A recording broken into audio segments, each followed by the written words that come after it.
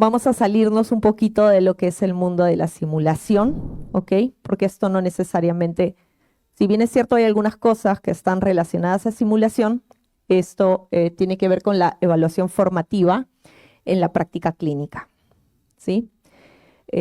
Nos vamos al hospital entonces a la práctica clínica. Primero me gustaría empezar con esta pregunta. ¿Para qué evaluamos nosotros? ¿Por qué es que queremos evaluar a nuestros alumnos? El para qué. Queremos asegurar un logro de competencias, ¿sí? Ya sean clínicas o técnicas y no técnicas. También nos ayuda a evaluar, retroalimentar. Yo estoy viendo que estuvo bien, que no, retroalimento y así voy generando una mejora continua en el alumno. La evaluación nos va a permitir certificar los niveles de los alumnos, aprobarlos o desaprobarlos. También podemos documentar el progreso, ya sea individual o grupal, en algunos programas. Y también tomar decisiones académicas. Si a mis alumnos les está yendo mal, a todos les está yendo mal, quizás hay algo, yo como docente académica puedo cambiar, puedo mejorar otras técnicas, otras herramientas que puedo utilizar para ir haciendo que también aprendan mejor. Entonces, esto hace que el aprendizaje sea algo que no solamente dependa del alumno, sino de lo que yo le doy también a él. ¿Ok? Por eso evaluamos. Entonces existen dos términos o dos enfoques. Uno de ellos que tiene que ver con la evaluación del aprendizaje, que justamente es esta primera parte donde el propósito que yo tengo es aprobarlos, seleccionarlos, ¿no? Un examen de admisión, por ejemplo. No pueden entrar todos, entonces tenemos que ver la manera de escoger algunos, ¿sí? Certificarlos, una certificación internacional o el ir a otro país, tienes que pasar por un examen. Ahí también estamos evaluando el aprendizaje. Y lo que nos va a dar la dirección es justamente cuál es el resultado. Yo quiero un resultado, voy a tener un puntaje, una nota, una calificación. La evidencia van a ser las calificaciones, rúbricas, que también, o distintas herramientas de evaluación que podemos utilizar. Y bueno, hay ejemplos de distintas formas, ¿no? Uno de los ejemplos acá es el ECOE, que es el examen clínico objetivo estructurado que utilizamos en simulación clínica. Pero también hay exámenes que pueden ser cuestionarios escritos, exámenes orales, distintas maneras de evaluar. Y aquí lo que hacemos es evaluamos lo que ya aprendió o lo que sabe. Pero también existe lo que es la evaluación para el aprendizaje, donde el propósito es mejorar el aprendizaje mientras este ocurre. Yo hago una retroalimentación, pero es una retroalimentación que se va haciendo actividad a actividad. Esto de acá probablemente lo han escuchado ustedes como evaluación formativa, ¿no? Parte de esto es la evaluación formativa. Yo evalúo, veo cómo está, yo retroalimento, ¿sí? Para poder ayudar al alumno a lograr sus objetivos. Está centrada en las competencias y en la progresión. Cómo es que este alumno ha ido progresando en el tiempo. Y fomenta lo que es la práctica reflexiva, que podría ahí entrar el debriefing, ¿sí? Y el coaching o modelaje docente, que es como nosotros también vamos aconsejando a nuestros alumnos con respecto a cómo estudiar, cómo aprender y distintas cosas. Y lo que hace es, hace visible el aprendizaje e impulsa su mejora. Esto de acá es lo que nos lleva justamente a, yo quiero lograr el aprendizaje, por eso evalúo para el aprendizaje. Entonces, yo hago que el alumno, evalúa a un alumno, pero no por una nota, sino para generar esa mejora o ayudarlo a cortar esa brecha que existe entre lo que hizo y lo que debería hacer. Esta es la pirámide de Miller, ¿no? Es un modelo de evaluación. En este modelo de evaluación, mejor dicho, que muestra a un lado la pirámide de Miller, nos dice cómo podemos evaluar los distintos escalones o distintas partes de lo que es la pirámide. La base y la parte más amplia de la pirámide de Miller es el saber, el conocimiento. Primero, nosotros necesitamos tener ese conocimiento, ¿sí? Luego pasamos al saber cómo, que es cómo aplicar ese conocimiento, pero aún de forma teórica. Ahí, por ejemplo, aplicamos mucho lo que es el aprendizaje basado en casos o en problemas. Y ya sabemos cómo hacerlo, pero ahora, a través de un caso clínico, vamos a seguir enseñándolo, ¿ok? Luego, pasamos al muestra o demuestra. El demostrar es lo que vendría a ser la simulación clínica. Tú vas y haces, pero todavía no lo haces en un sitio real. Estás demostrando cómo hacerlo, ¿ok? Y ahí también te siguen dando feedback, retroalimentación y todo.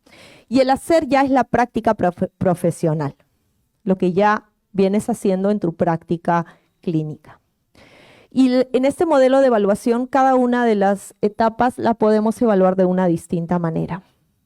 El saber lo evaluamos con test de conocimientos.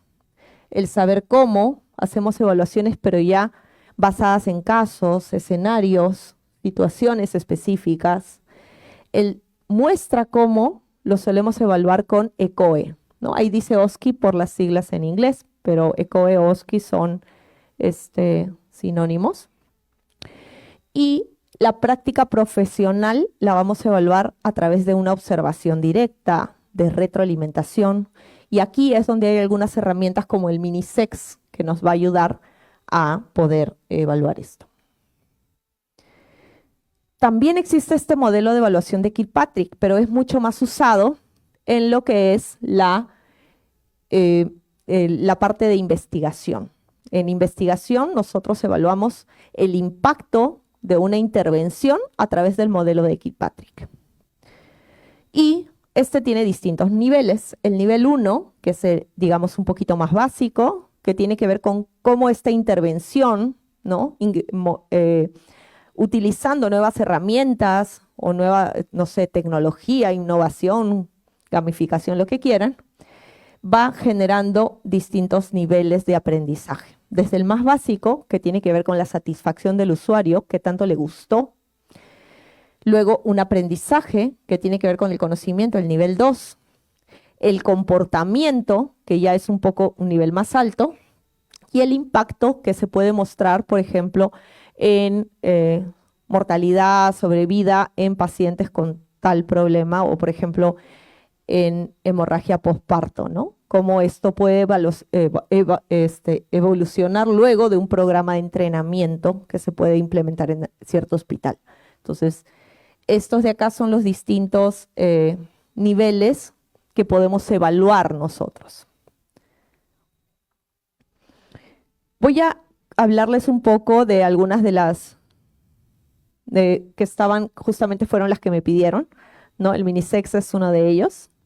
El Minisex viene fue creado por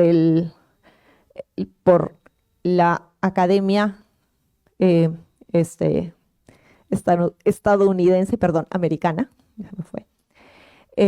Y primero fue creado el SEX, que es un Clinical Evaluation, que es mucho más grande y que finalmente lo que se vio es que no era práctico aplicarlo, lo aplicaban en residentes, que era una forma de evaluar en la práctica clínica. Y esto viene de los 70s, ¿no? Y luego de eso se fue desarrollando este Minisex, que ya es una herramienta como un poco más chiquita, que permite estas intervenciones pequeñas durante la práctica clínica, que hace que uno pueda evaluar y retroalimentar al alumno. Entonces, esta es una herramienta breve, como les digo, es estructurada, ¿ok? Y nos va a ayudar en los entornos reales. Evalúa historia clínica, examen físico, profesionalismo, juicio clínico y comunicación. Y lo interesante de esto es que como no es tan larga y nos permite hacer una retroalimentación también dirigida, se puede aplicar y retroalimentar en alrededor de 15 minutos. Eso nos da la posibilidad a todos los docentes clínicos que a veces tienen que seguir viendo pacientes a no ocupar tanto tiempo y al mismo tiempo poder ir retroalimentando en estos criterios. El Minisex tiene evidencia de que mejora el desempeño clínico, ¿ok? Mejora el desempeño y también mejora el conocimiento de los alumnos.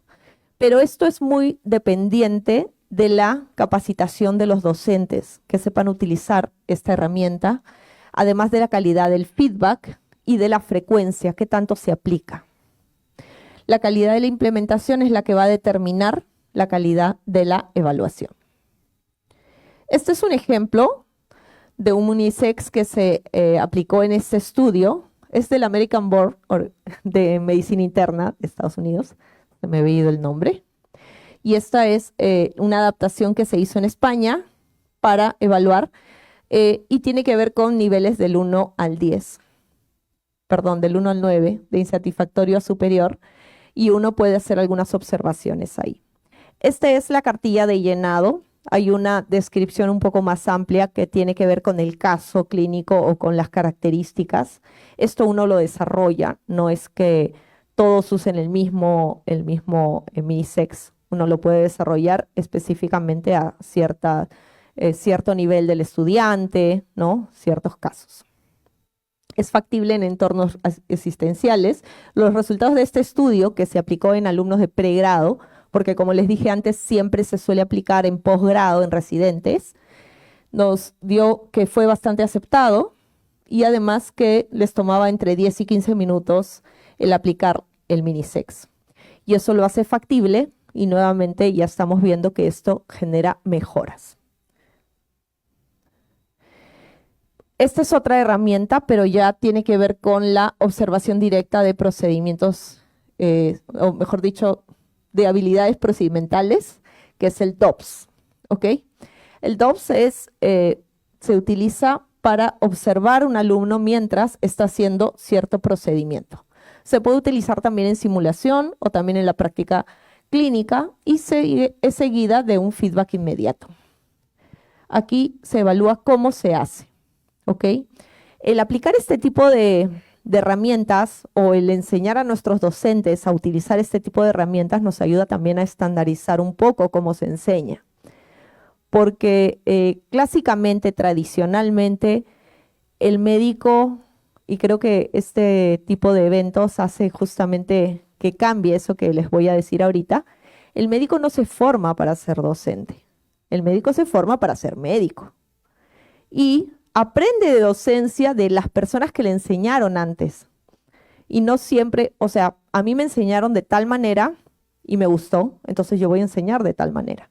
Pero yo no necesariamente me he formado como docente siendo médico. Y nos toca enseñar, creo que todos enseñamos en algún momento de nuestras vidas. Entonces, el tener herramientas nos ayuda a poder estandarizar, poder capacitar a nuestros docentes y ayudar a que esto genere mejoras en el aprendizaje de nuestros alumnos. Además de la observación, tiene que tener un feedback inmediato y dirigido a la mejora. Y también hay bastante evidencia de que esta herramienta aplicada en repetición y con docentes que están capacitados genera mejoras en las habilidades. Finalmente, vamos a ver el ECOE.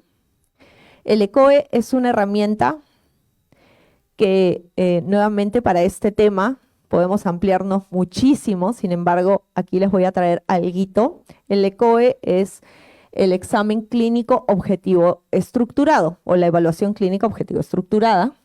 Tiene ciertas guías sobre cómo hacer un buen ECOE, ¿okay? Cuál es la base de ese ECOE y cómo aplicarlo. Y estas permite al alumno pasar por distintas estaciones, por distintos lugares donde va a demostrar distintas habilidades. Y finalmente nos ayuda a evaluar competencias, porque uno va sumando las habilidades que ha demostrado el alumno en distintos en las distintas estaciones y finalmente llega a evaluar las competencias de un médico. Las estaciones tienen que estar estandarizadas, tienen que ser validadas, ¿no? Por docentes, por expertos clínicos. Y las herramientas también tienen que ser validadas, no solamente en la parte clínica, sino también en la parte metodológica. Los evaluadores deben ser entrenados para poder evaluar un ECOE, ¿ok? Necesitas ciertas habilidades y necesitas desarrollarlas y entrenarlas. Y es muy importante que luego, finalizado el ECOE, haya un feedback, una retroalimentación, porque se sigue dando el aprendizaje en el ECOE. Si bien es cierto, el ECOE usualmente se utiliza de forma sumativa, o sea, con nota, también hay bastante experiencia para utilizarlo de forma, o mejor dicho, formativa, ¿no? Como una evaluación formativa. Puede ser sumativo o formativo, pero siempre retroalimentando. En ambos casos retroalimentas.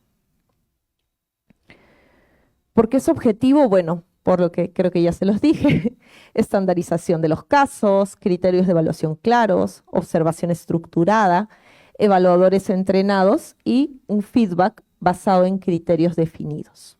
Eso hace que esta prueba sea objetiva.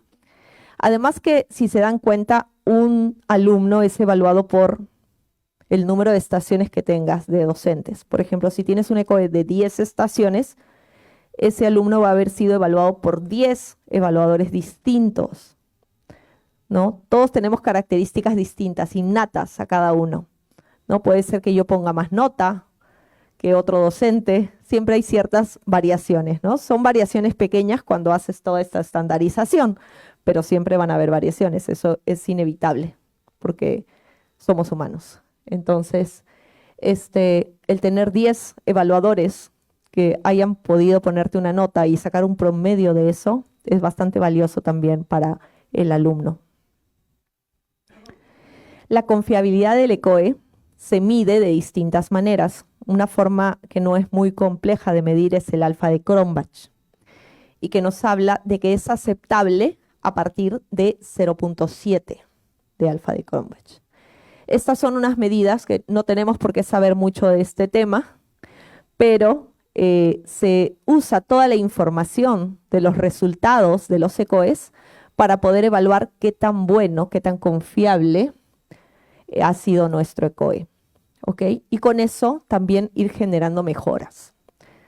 Porque no solamente vamos a generar las mejoras en nuestro aprendizaje, en nuestra enseñanza, sino también en nuestros ECOEs. Hay que tratar de tener esa forma de pensar, de buscar la calidad en cada momento. Entonces, no solamente es qué tan confiable yo busco hacer, yo sé que 10 estaciones o 18 estaciones es mejor, pero también hay que ver la factibilidad de eso, que cuántos recursos cuento, cómo lo voy a implementar. Entonces, hay que buscar ese balance. Y las estaciones también que muestran, bueno, en general en los estudios que tienen buena confiabilidad es cuando utilizas entre 5 y 10 minutos por estación. Finalmente, las recomendaciones, ¿no? Siempre hay que integrar evaluación formativa como práctica docente habitual, retroalimentar siempre en cada actividad que tengamos, formar evaluadores, también formar cómo retroalimentar. Ahí hay una formación nueva que tenemos que hacer los que nos dedicamos a docencia, ¿no? Seguir profesionalizándonos. Múltiples observaciones. Para poder evaluar una competencia necesitas múltiples observaciones. En Minisex, en DOPS, en ECOE, lo que utilizas necesitas múltiples observaciones y siempre con retroalimentación. Y registrar todo esto en un portafolio, ¿no? Ahora los portafolios pueden ser virtuales y más fácilmente los puedes seguir para poder hacer un seguimiento longitudinal de nuestros pacientes. El evaluar en clínica es acompañar el aprendizaje durante la acción de los alumnos. Estas herramientas, que son las que he descrito el día de hoy, son algunas de todas las que existen. Hay muchísimas herramientas. Uno puede buscar información, herramientas validadas, puede crear herramientas también que se adapten más a la realidad o a lo que uno puede utilizar, pero son complementarias. No existe una herramienta ideal, ¿ok? Son complementarias. Hay distintas maneras de evaluar y mientras más usemos, creo que va a ser mejor. Y mientras más las usemos, o sea, una mayor frecuencia. El feedback inmediato impulsa la mejora real del desempeño. Más observaciones es igual a mayor seguridad del paciente. Y esto requiere una cultura docente y también un tiempo protegido para el docente para poder aplicar todo esto en la práctica clínica. Si no, es muy difícil cuando tienes que atender muchos pacientes y al mismo tiempo ver a tus alumnos. Tienes que buscar o llegar a un equilibrio, eso es lo ideal, de poder tener algún tiempo protegido para poder aplicar esto. El desempeño mejora cuando observamos, lo nombramos y lo entrenamos. Finalmente, para cerrar, esto que nos dijo William Thomson, que es el que creó la escala de Kelvin de temperatura: lo que no se define no se puede medir, lo que no se mide no se puede mejorar y lo que no se mejora se degrada siempre. Entonces necesitamos siempre evaluar y mejorar. ¿Ok? Listo, muchas gracias.